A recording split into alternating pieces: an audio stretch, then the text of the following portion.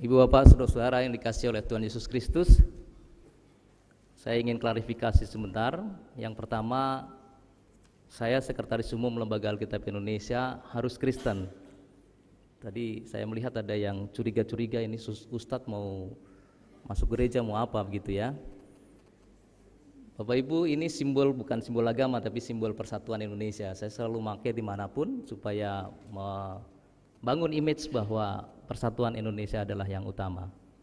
Yang kedua, ada salam dari Ibu Ketua Umum Lembaga Alkitab Indonesia, Ibu Pendeta Dr. Henriette Tabita Huta Barat Lebang, yang hari ini beliau baru datang dari Batam karena pelayanan PWGT di Batam.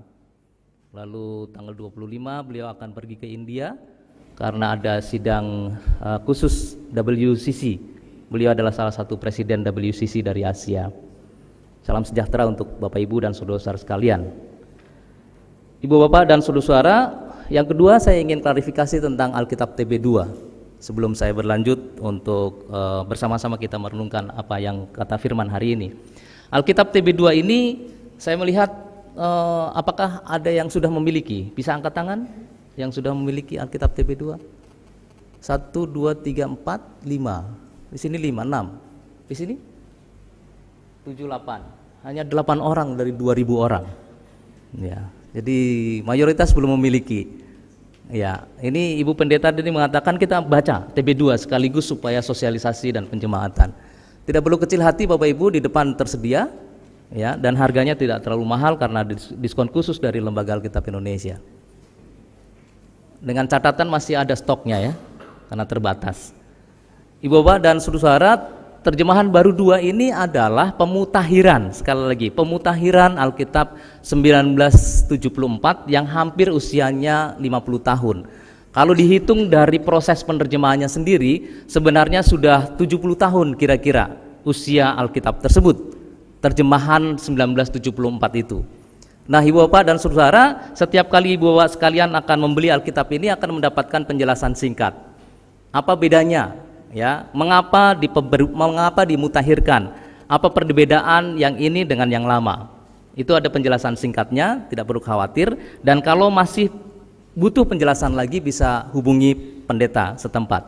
Oleh karena hampir semua pendeta sudah disosialisasi pemahaman tentang Alkitab TB2. Mengapa harus dimutahirkan Ibu sekalian? Karena bahasa berubah.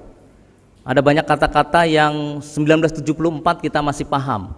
Kata ipuh misalnya, hari ini hampir semua orang Kristen tidak tahu apa itu arti kata ipuh. Ya, kata ipuh itu ada di Alkitab. Kalau belum tahu bahwa itu ada di Alkitab, pertanda bahwa Bapak Ibu belum membaca secara keseluruhan Kejadian sampai Wahyu. Kata ganja juga ada di Alkitab. Ya, itu kata-kata yang sekarang sudah berubah makna. Ipuh itu racun pahit Bapak Ibu sekalian. Ya, lalu kemudian ganja pada waktu itu adalah serapan dari bahasa Jawa. Yang gonjo artinya adalah tiang balok bangunan, yang sekarang arti ganja adalah narkoba. Lalu kata gantang, anak-anak muda sekarang tidak tahu gantang itu apa, ya, dan itu mesti dimutahirkan dengan kata yang terbaru. Lalu ada hal-hal yang perlu dipertegas Bapak Ibu sekalian, misalnya tentang Yesus mengubah air menjadi anggur. Ya, kalau di Alkitab dikatakan 2 gayung, ya. Kira-kira 2 gayung. Nah, gayung Bapak Ibu sekalian membayangkan gayung itu dimaksud paling-paling untuk gayung yang untuk mandi itu toh. Berarti kira-kira 5 liter ya, 2 kali 5 berarti 10 liter lah kira-kira gitu. Ibu sekalian, ternyata setelah dilihat ulang terjemahan itu yang diperbarui dalam terjemahan yang baru. Yang dimaksud dengan gayung itu di tempayan itu adalah isinya kan 6 tempayan ya, isinya masing-masing kira-kira 120 liter. Jadi Tuhan Yesus mengubah air menjadi anggur itu sekitar 600 liter dalam pesta perkawinan. Ya, dan itu menegaskan tentang pembaruan, tentang pemutahiran Alkitab. Itu contoh kecil saja Bapak Ibu sekalian. Silakan untuk menikmati Alkitab TB2 dan kiranya bisa semakin mendekatkan kita kepada firman Tuhan. Lalu pertanyaan umum ditanya kepada LAI, lalu Pak yang 1974 diapakan? Apakah ada program tukar tambah Pak? Ya, waduh ini Alkitab ditukar-tukar tambah gitu ya. Jadi pertanyaannya saya bilang Ibu Bapak, Alkitab 1974 itu sudah menyertai kita hampir 50 tahun, menuntun iman kita selama hampir 50 tahun. Sayang kalau ditukar-tukar. Saya usul ditambah saja dengan yang baru. Jadi boleh tukar, tapi tukarnya adalah yang ada itu disimpan, lalu ditukar dengan yang baru, ya, ditambahkan. Jadi itu sebagai koleksi yang baru, Ibu sekalian. Jadi tidak ada program itu, jadi kami usulkan untuk yang lama disimpan. Kalau misalnya mengkonfirmasi apa artinya bisa melihat, karena yang sepuh-sepuh biasanya lebih paham yang bahasa lama. Yang kedua, pertanyaan berikutnya adalah, lalu apakah ada versi digital? Ya, ini kan berharap supaya nggak usah beli-belilah gitu ya. Lalu dengan alasan supaya bisa lebih besar gitu. Padahal kalau lebih besar itu ada Alkitab big letter yang hurufnya besar. Kalau kurang besar lagi ada Alkitab mimbar, ya, lebih besar ya. Cuma biasanya mobile kan susah Pak gitu ya. Ibu sekalian, untuk 1-2 tahun ini Lembaga Alkitab Indonesia mensosialisasi bentuk cetak dulu, karena kalau sudah masuk di versi digital kita tidak bisa mengendalikan naskah itu, dan ada banyak polemik-polemik yang akan menyulitkan orang Kristen di Indonesia. Biasanya itu yang ditanya oleh umat tentang Alkitab TB2. Ibu Bapak silahkan untuk mendapatkan di depan atau bisa memesan terlebih dahulu untuk supaya bisa setiap minggu kita memulai dengan TB2, mulai minggu ini, hari ini ya. Jadi kita sudah sangat maju nih Gereja Toraja ya. Menghayati keadilan Tuhan, itu tema kita Ibu sekalian pada hari Minggu ini. Secara iman kita sudah mengimani Tuhan itu adil, tetapi secara keseharian betapa sangat sulitnya kita untuk menghayati betapa Tuhan itu adil. Bahkan ada beberapa orang, banyak orang yang komplain, Tuhan gak adil, kenapa harus saya? Saya sudah rajin ke gereja, saya sudah rajin melayani, bahkan saya menjadi pengurus gereja, saya rajin memberikan persembahan, bahkan perpuluhan pun saya disiplin. Kenapa saya harus sakit seperti ini? Kenapa saya harus ditinggalkan orang yang terkasih? Kenapa saya harus mengalami nasib yang begitu tidak baik? Kenapa harus saya? Di mana keadilan Tuhan? Bapak Ibu, ungkapan-ungkapan itu sering membuat umat kecewa, dan tidak sedikit yang lari dari gereja karena kekecewaan dan tidak ada jawaban. Tidak mudah untuk menghayati bahwa Tuhan itu adil. Yang kedua, Ibu sekalian, tidak sedikit juga kita melihat nyata-nyata di depan mata kita orang yang pegawai rendahan tetapi punya rekening yang gemuk. Dari mana itu? Kita yang profesional, kita yang sudah manajer, kita yang bahkan sudah direktur, enggak sebesar itu. Tetapi kenapa? Di mana keadilan Tuhan? Kita melihat ada orang yang pendidikan pas-pasan tapi jauh lebih sukses dari kita. Di mana salahnya? Di mana keadilan Tuhan? Kita melihat, kita tahu ada yang masuk ke instansi tertentu dengan nyogok. Kok tahu kalau nyogok? Ya dia cerita, saya nyogok gitu. Tapi dia tidak ada hukuman apa-apa, bahkan dia karirnya bagus. Kita tahu ada yang dinyatakan bersalah kasus korupsi dan masuk penjara beberapa tahun, tapi keluar dengan senyum-senyum dan masih kaya. Bapak Ibu dan saudara, ini fakta-fakta yang membuat kita seringkali melihat tidak mudah mengatakan, beriman bahwa Tuhan itu adil. Apalagi bahwa sekalian kita sebagai sesama orang beriman, kita juga melihat di Indonesia ini anak Tuhan, umat Kristen betapa sulitnya untuk mendapatkan izin gereja. Gereja saya, Ibu sekalian, tidak kurang dari 19 tahun berjuang untuk IMB. Sebelum IMB ada, setiap minggu, hampir setiap minggu, kami menikmati ibadah dengan bunyi seng yang berbenturan dengan batu-batu bertembangan. Biasa. Tapi kami bersyukur setelah itu, Ibu sekalian, karena justru nama Tuhan sering disebut. Dueng, ya Tuhan. Dueng, ya Tuhan, gitu ya. Belakangan sudah tidak ada lagi batu berterbangan, rada sedikit Tuhan disebut. Jadi Ibu sekalian, kita melihat bahwa ada banyak ketidakadilan di lapangan. Kita merasa kecil hati, di mana Tuhan? Dulu saya berdiskusi secara khusus dengan Pendeta Daud Palilu. Ya, Pak Dr. Daud Palilu ini orang Toraja kalau nggak salah. Ya. Iya Bu ya, orang Toraja ya, karena Palilu ya. Dan Pak Daud Palilu ini saya tanya, Pak Daud, karena waktu itu saya menghadapi situasi yang memang sulit Bapak Ibu sekalian, jam 11 malam kita diancam gereja kita mau dibakar. Ya, lalu setengah 12 kita kumpul. Waktu itu saya masih majelis gereja. Ya, kita kumpul, lalu sudah telepon kanan, telepon kiri, polisi, kodam segala macam diteleponin. Nggak segera mereka datang dan mereka mengatakan bahwa ya pendekatan pada masyarakat yaitu kita sudah lakukan berpuluh tahun itu ya, lebih dari 11 tahun, 12 tahun. Pada akhirnya kita menyimpulkan pada malam itu saya mengatakan bahwa begini nih Bapak Ibu, kalau memang Tuhan mengizinkan gereja ini terbakar, dari kejadian-kejadian yang ada, gereja-gereja yang terbakar itu justru 5 kali lipat lebih besar dibangun. Jadi sudahlah kita pasrah, yang penting kita amankan semua barang-barang, kita amankan koster, mari kita tinggalkan gereja ini. Kemudian kami pulang masing-masing dan tidur, dan jam 6 pagi saya kontak dengan teman yang tinggal dekat gereja itu, bagaimana? Apakah gereja kita jadi dibakar? Enggak jadi Pak. Suaranya rada sedih, karena dia berharap sebenarnya supaya 5 kali lipat lebih besar tuh, tapi ternyata nggak jadi. Tapi Bapak sekalian, menghadapi situasi-situasi seperti ini seringkali kita kecil hati. Dan saya tanya pada Pak Daud, katanya kita ini biji mata Tuhan, tapi kok ya dibiarkan kita menghadapi seperti ini? Pak Daud bilang, justru Pak Sigit, kita biji mata Tuhan, kita harus membuktikan bahwa kita selalu bersinar kapan saja. Luar biasa.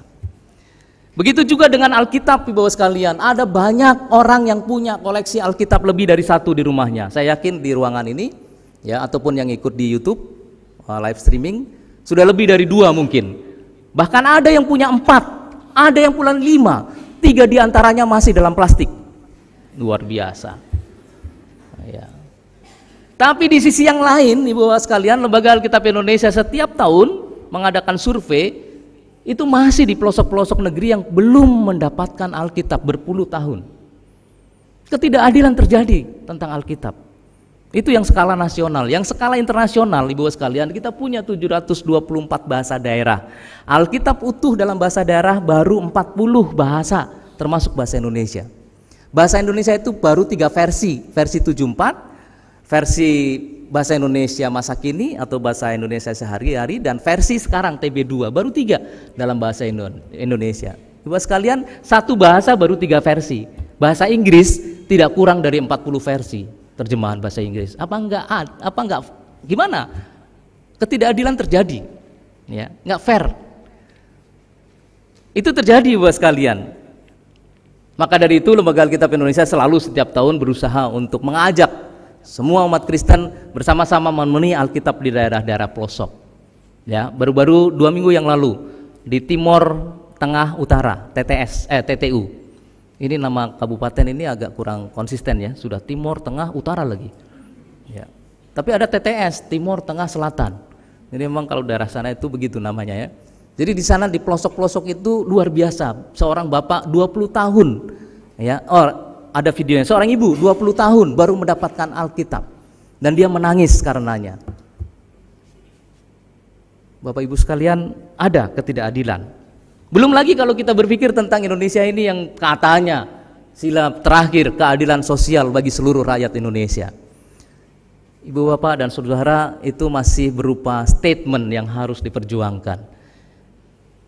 Gejala-gejala seperti ini membuat banyak umat Kristen yang bahkan meninggalkan gereja, nggak mau lagi datang ke gereja. Ada seorang teman saya, eksekutif dulu, saya dulu 9 tahun Ibu sekalian mengelola di HRD Matahari. 2003 saya keluar dan saya second layer lah kalau di Matahari, yang direksi-direksi. Salah satu direksi tanya kepada saya, kebetulan saya waktu itu ketua persekutuan umat Kristen di Matahari. Seorang direksi yang mulai skeptis pada gereja, dia bilang, Sigit, emang jaminan kalau kita ke gereja jadi orang baik? Maksud Bapak gimana? Ya, saya lihat orang Kristen sama aja. Terus, ya makanya untuk apa kita ke gereja? Bapak Ibu, statement seperti ini membuat kita bingung juga mau jawab ya. Di daerah timur itu ada komunitas Maranu namanya. Mereka agamanya masih agama suku. Mereka selalu bangga, tidak ada nama-nama kami yang di penjara. Yang di dalam penjara itu nama-nama Injil. Markus, Petrus, Paul, Yohanes ada di penjara. Kami nggak ada nama-nama itu. Susah juga ya kita bicara. Di Sumatera Utara itu ada Parmalim. Komunitas itu juga mengatakan, sebelum ada Kristen dulu, jemuran tidak ada yang hilang. Sejak ada orang Kristen, jemuran kami hilang. Luar biasa. Bapak dan saudara, mestinya statement seperti ini mendorong kita untuk berjuang lebih serius lagi dalam beriman. Karena kita disorot kanan kiri, nggak ngapa-ngapain, orang Kristen pun membuat resah dalam tanda kutip. Apalagi ngapa-ngapain. Pergumulan-pergumulan ini buat sekalian, keluh kesah ini ternyata itu sudah ditulis oleh Alkitab 760 tahun sebelum Tuhan Yesus ada. Yunus ini kisah yang ditulis 760 tahun sebelum Masehi. Sangat tua. 760 tahun. Ya. Jadi kalau dari saat ini berarti 2780 tahun yang lalu, 2780 tahun yang lalu Yunus sudah mengeluh yang sama, bahkan marah. Pada waktu saya eksposisi Alkitab ini bersama pendeta mahasiswa dari Belanda, orang-orang Eropa mengatakan kitab ini kitab yang lucu katanya. Ada lelucon di dalamnya. Tuhan mau menyampaikan pesan dengan jenaka. Betapa tidak lucunya. Ya, 3 hari masuk ikan besar, bukan ikan paus ya. Guru sekolah minggu ini mengajarkannya masuk ikan paus. Alkitab nggak menulis ikan paus loh. Ya, Alkitab menuliskan ini ya. Saya mau konfirmasi dulu. Ya. Supaya doa Yunus di perut ikan itu ikan apa gitu. Ya. Ayat 17 Yunus 1. Atas penentuan Tuhan datanglah seekor ikan besar untuk menelan Yunus. Yunus tinggal di dalam perut ikan itu selama 3 hari 3 malam. Bukan ikan paus ya. Ikan besar. Tapi bukan itu yang mau disampaikan. Yang mau disampaikan adalah Nabi Yunus masuk di dalam dasar yang paling dasar, bahkan nggak bisa hidup sebenarnya. Mana bisa hidup sih di dalam ikan 3 hari? Udah lewat itu. Sudah saya dulu S1-nya biologi, jadi saya tahu itu. Sudah diproses jadi metabolisme itu di dalam lambung ikan. Nggak bisa. Di sini masih berdoa kepada Tuhan, mohon ampun, dan Tuhan mengampuni dan mengeluarkan Yunus keluar. Ya, bagi orang bule, bagi orang Eropa ini lucu gitu, lelucon katanya. Tapi buat kita ini sesuatu yang mistis terjadi. Yunus mengisahkan setidaknya ada 4 hal. Menolak pertama kan, dia menolak panggilan Allah. Dia benci sekali. Ibaratnya kan di Niniwe ini banyak koruptor, ya, banyak enggak karu-karuan hidupnya. Ya, Yunus ini orang yang suci, orang yang rajin beribadah, berpuasa, ya, berdoa, bersekutu. Suruh ke sana, aduh Tuhan, maaf Tuhan, bukan levelku masuk situ, kira-kira begitu. Ya. Menolak dia, karena dia menolak, dilemparlah pada waktu naik kapal, masuk perut ikan. Lalu dia bertobat, ya Tuhan, utuslah, kira-kira begitu ya. Lalu dikeluarkan dari ikan dan dia masuk ke Niniwe, dan ternyata orang-orang Niniwe mau bertobat. Setelah itu Yunus marah sama Tuhan. Sialan, kenapa mereka bertobat? Kalau gitu aku mati saja Tuhan. Gimana sih Yunus ini ya? Tapi ibu bapak dan saudara, apa yang mau disampaikan, Allah Maha Kasih. Kalau ada tanda-tanda pertobatan, Allah mengampuni. Itu yang mau disampaikan dalam kitab Yunus. Keluhan kita, beban kita, apa yang kita uraikan dalam hari-hari kehidupan kita sudah dialami, diwakili oleh Yunus yang mengeluh yang sama. Yang kedua, kita bisa melihat di dalam Matius 20 ayat 1 sampai 16. Yesus sendiri memberikan perumpamaan yang sangat luar biasa. Pekerja-pekerja itu bekerja dari 8 pagi. Sudah deal. Ya, kalau sekarang itu kan ada surat kesepakatan kerja. Ya. Surat kesepakatan kerja deal, tanda tangan 1 dinar ya. 1 dinar 1 hari kira-kira sekarang 200.000 lah. Ya. Kalau dinar sekarang itu dinar Kuwait itu 49.000. Tapi kalau waktu itu zaman Alkitab karena dinar adalah upah satu hari, berarti kira-kira sekarang ya 200 ribuan sehari. Bapak Ibu dan saudara-saudara sudah deal yang jam 8. Mestinya dia tahu diri gitu ya. Dan dia tidak melamar loh, tidak menyampaikan CV, tidak mengirim CV kepada tuannya. Dia sedang menganggur. Dipanggil sama Tuhan. Sama tuannya, sama tuan pemilik kebun itu. Jam 8, jam 12, jam 3, sampai jam 5. Yang baru kerja 1 jam dikasih juga 1 dinar. Secara manusia, ini apa-apaan ini? Ini kalau di perusahaan ada serikat pekerja sudah demo itu. Ya, sudah nangis berguling-guling itu. Karena ketidakadilan. Bapak Ibu dan saudara, ini yang dialami oleh banyak orang. Ya, nggak masuk akal. Kalau masuk akal, Tuhan kita berarti lebih kecil dari kita. Tuhan harus lebih besar dari akal kita. Kalau Tuhan masuk akal, berarti Tuhan lebih kecil dari kita. Jadi memang harus tidak masuk akal. Ibu bapak dan saudara, iman kita jangan cari-cari yang masuk akal, nggak akan ketemu. Begitu iman kita masuk akal, berarti Anda sudah mendikte Tuhan. Berarti kita sudah lebih besar dari Tuhan, dan itu bahaya. Ternyata ibu bapak sekalian, yang Paulus alami di Filipi, ya, diungkapkan oleh Paulus ini luar biasa. Paulus sangat positif. Ya, kenapa Paulus bisa sangat positif? Latar belakang Paulus yang sebenarnya sudah nggak layak. Paulus sebelum jadi Paulus, dia Saulus, dia membunuh banyak orang Kristen. Dia menghancurkan jemaat-jemaat. Dia sangat tidak layak. Dia diberi kehidupan, diberi kesempatan untuk melayani itu sebagai sesuatu peluang buat dia. Bahwa dia katakan di Filipi, dia katakan sebenarnya ada 2 pilihan desakan besar. Yang satu panggilan bersama Yesus yang tentu lebih enak di sana. Tapi yang satu desakan untuk melayani di dunia ini. Dan dia memilih mumpung ada waktu untuk melayani dalam situasi kondisi apapun. Dan apa yang dikatakan di Paulus di Filipi ini, Bapak Ibu sekalian, ternyata ada orang yang memberitakan Kristus karena dengki dan perselisihan. Luar biasa. Tuhan memakai apapun juga, bahkan dalam kedengkian Tuhan, dalam kedengkian manusia, di dalam kebencian manusia, di dalam ketidaknyamanan, Tuhan masih bisa memakai orang itu untuk menyampaikan kabar baik. Tapi Paulus memilih dengan sukacita dan penuh syukur karena latar belakang Paulus yang sangat luar biasa. Ibu bapak dan saudara-saudara, kita bisa belajar dari Alkitab apa yang dinyatakan di dalam Yunus, apa yang dikatakan di dalam Matius, apa yang dikatakan di Filipi, bahkan juga kita belajar apa yang dinyatakan di dalam Mazmur yang tadi kita bacakan secara litani, bahwa Tuhan mengasihi semua umat. Kita bisa melihat ya dalam litani kita. Tuhan itu baik kepada semua orang. Sekali lagi, Tuhan itu baik kepada semua orang. Kalau kita enggak, kita baik kepada orang yang kita sukai. Itu bedanya antara kita dan Tuhan.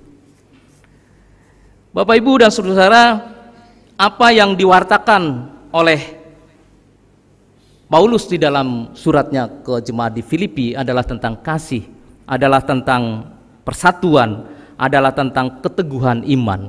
Dan mestinya pewartaan hari ini mengarahkan kepada kita supaya kita juga seperti itu. Yang mau disampaikan adalah Tuhan Allah sangat mengasihi ciptaannya. Manusia sebagai ciptaan yang istimewa, tentu paling banyak dikasihi, tapi Tuhan juga mengasihi ciptaannya. Bahkan ibu sekalian, saya membaca tadi di konsistori ada pokok-pokok PTP ya Pak ya, Pak Majelis ya, ada PTP. Yang terakhir itu adalah bagaimana Gereja Toraja berkomitmen untuk memelihara ciptaan. Bukan hanya climate change, tapi creation change ya. Jadi kita bisa care ya, creation care, bukan hanya climate care. Allah mengasihi ciptaannya. Bila berbalik dari dosa, maka Allah akan selalu mengampuni. Dalam Matius 20 ayat 1 sampai 16 kita diingatkan yang pertama kali, Bapak Ibu sekalian, kita ini dipanggil. Bukan kita yang memilih, tapi kita yang dipilih. Bapak Ibu, saya baru jadi Kristen belum lama, kira-kira 50 tahun yang lalu. Umur saya 59. 9 tahun saya dibaptis karena orang tua saya dibaptis. Orang tua saya waktu itu berlatar belakang bukan Kristen. dan dia menetapkan untuk mereka berdua dan 4 anaknya dibaptis, dan saya anak ketiga ikut dibaptis. Jadi kalau ditanya kenapa pasti jadi Kristen, ikut orang tua. Jadi nggak heboh-heboh lah. Cara Tuhan memanggil saya biasa-biasa, tapi cara Tuhan menuntun saya luar biasa. Ibu bapak dan saudara, peristiwa 73 itulah yang bisa membawa saya sampai di sini. Kalau nggak ada peristiwa itu, saya ada di tempat lain. Dan itu adalah pilihan Tuhan. Tuhan memilih, bukan saya yang memilih. Nggak pernah saya kirim CV pada Tuhan, nggak pernah saya kirim lamaran pada Tuhan, tapi Tuhan menerima saya. Saya yang sedang menganggur dalam tanda kutip, ditarik Tuhan. Panggilan harus kita hayati seperti itu. Yang kedua, ibu sekalian, kita harus hayati bahwa kita sebenarnya seperti pekerja-pekerja yang menganggur itu. Kita nggak tahu mau kemana dalam kehidupan ini. Banyak orang-orang di kota yang akhirnya lari ke hal-hal yang tidak tahu jelas kemana, oleh karena tidak jelas memang dalam situasi menganggur, mencari kepastian. Dan ternyata ibu sekalian, di dalam Kristus ada kepastian itu. Dan lebih hebatnya lagi, kita diberi kesempatan untuk bersepakat kepada Tuhan. Ini kan ada peluang nih, ya. Dalam cerita tentang pemilik kebun anggur dan pekerjanya, kesepakatan. Tuhan memberi kesepakatan kepada kita deal ya, deal. Maka Bapak Ibu dan saudara, gereja kami di Jakarta itu punya visi menjadi mitra Allah. Jadi bukan lagi menjadi hamba Allah, menjadi mitra Allah. Jadi gereja saya berani naik level lah, dari hamba jadi mitra gitu. Jadi ibu sekalian, memang kita mitra Allah, menjadi biji mata Allah untuk bekerja di dunia ini. Kita mesti menghayati panggilan itu. Kita mesti menghayati bahwa manusia yang penuh dengan iri hati itu tidak layak. Bahasa gaulnya sekarang ibu sekalian, kenapa sih Tuhan kasih upah yang pagi, yang siang, yang malam sama saja? Jawabannya ya suka-suka Tuhan lah. Kan dia punya prerogatif, dia punya kebun anggur, suka-suka dia lah. Kenapa kita mesti harus ngurus dia gitu? Ya. Yang jawaban enteng seperti itu, tapi jawaban yang lebih mendalam, itulah kasih Tuhan yang melebihi dari kasih manusia. Kita kalau mengasihi pilih-pilih Bapak Ibu sekalian, tapi Tuhan mengasihi karena ciptaannya semua dikasihi. Ibu Bapak juga saya mau buka dulu pengakuan ini ya, pengakuan Gereja Toraja bab 4 tentang penebusan. Yesus Kristus Allah anak meninggalkan kemuliaannya dan mengosongkan dirinya dengan jalan menjadi manusia sejati.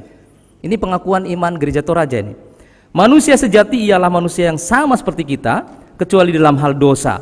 Ia tidak berdosa, tetapi ia telah menanggung kutuk dosa kita, supaya di dalam dosa kita dibenarkan di hadapan Allah. Dibenarkan karena Yesus.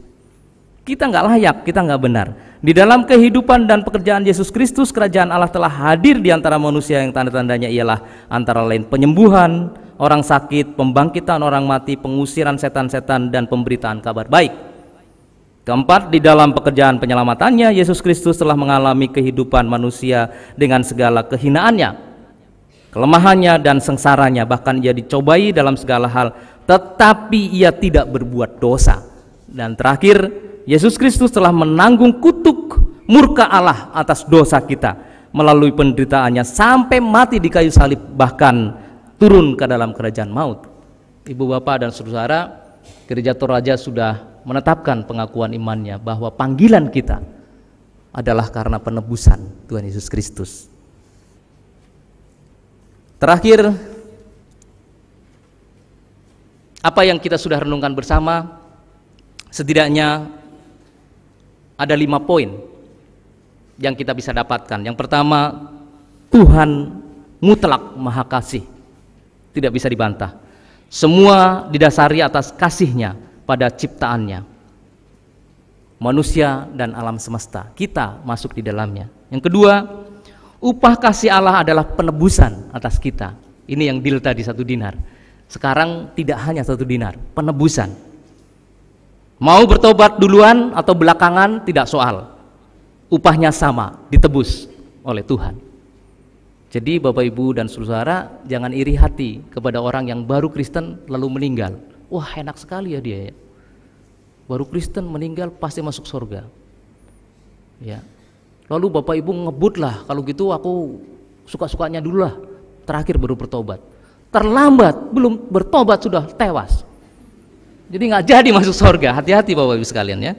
Jadi jangan iri hati terhadap orang yang dipilih oleh Tuhan kapanpun. Justru kita harus bersyukur seperti Paulus, dipilih duluan untuk bisa melakukan sesuatu yang baik. Yang ketiga, Tuhan memiliki hak prerogatif atas segala putusan yang dibuatnya. Namun kita imani semua demi keselamatan ciptaannya. Jadi ada lagu ya sekolah minggu ya, suka-sukanya Tuhan ya. Suka-sukanya Tuhan. Jadi saya kira itu lagu yang sangat luar biasa itu. Ya, kita harus sukacita karena kita di dalam sukacita Tuhan. Yang keempat, tidak ada alasan untuk tidak bersyukur karena bersyukur itu mengantar kita kepada kebahagiaan. Bapak Ibu dan saudara, Dale Carnegie mengajarkan dan Stephen Covey juga mengajarkan merubah paradigma negatif menjadi positif, mengantarkan kita kepada kebahagiaan, dan kebahagiaan itu adalah salah satu tanda-tanda kerajaan surga. Jadi Bapak Ibu sekalian, kalau tidak bisa bersyukur, jangan berharap kita masuk dalam kerajaan surga. Dan yang terakhir, yang kelima, yang terpenting adalah tindak lanjut dari menghayati keadilan Tuhan adalah secara personal kita harus terus berupaya yang terbaik dalam hari-hari kita. Secara spiritual kita harus terus bergantung kepada Allah yang memilih kita, dan secara sosial kita harus melakukan yang terbaik menjadi terang dan garam dunia. Amin.